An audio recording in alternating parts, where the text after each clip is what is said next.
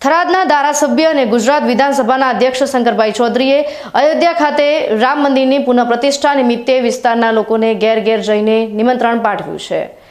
22મી જાન્યુઆરી રામ મંદિરની પ્રાણ પ્રતિષ્ઠા મહોત્સવને લઈ દેશભરમાં ઉત્સાહનો માહોલ જોવા મળી રહ્યો છે। અયોધ્યા ખાતેથી રામ જન્મભૂમિ તીર્થ ક્ષેત્ર ટ્રસ્ટ દ્વારા પૂજિત અક્ષતને દેશભરમાં વિતરણ કરવામાં આવી રહ્યું છે। ત્યારે બનાસકાંઠા જિલ્લાના થરાદ ખાતે દરેક ગામે ગામ રામ સમિતિ બનાવી દરેક ઘેર ઘેર અક્ષત પહોંચાડવામાં આવી રહ્યા છે।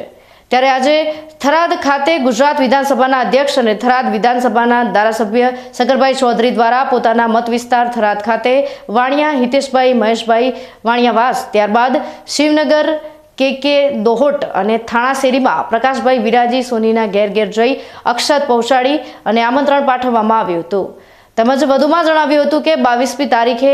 બધા જ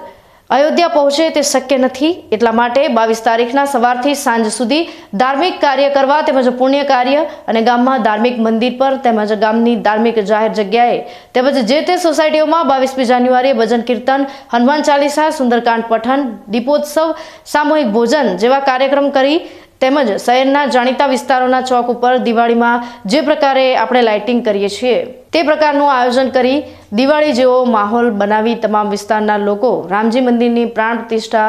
ઘેર બેઠા ઉજવે તેવો વિધાનસભાના અધ્યક્ષ શંકરભાઈ ચૌધરીએ લોકોને અપીલ કરી હતી।